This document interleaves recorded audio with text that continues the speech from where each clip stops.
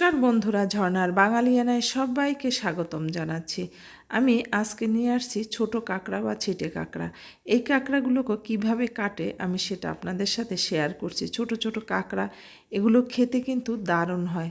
আমি সব কাঁকড়াগুলো কিন্তু কেটে নিয়েছি। কেটে নেওয়ার পর কম করে হলেও 5-7টা ধোয়া দিবেন, কারণ কাঁকড়াগুলো কাটার পর কিন্তু আর ধোয়া যায় না।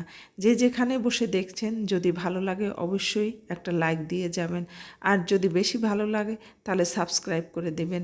আমি এভাবে করে প্রত্যেকটা কাঁকড়া এদিক ওদিক করে পরিষ্কার করে কেটে নিচ্ছি।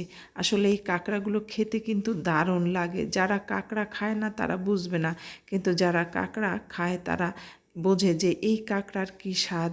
বন্ধুরা, আমি এভাবে করে কাঁকড়াগুলো কেটে নিচ্ছি। দেখেন, আমার কিন্তু সব কাঁকড়াগুলোই এভাবে করে কাটা হয়ে গেছে। ধন্যবাদ সবাইকে যে যেখানে বসে আমার এই কাঁকড়া কাটা দেখলেন।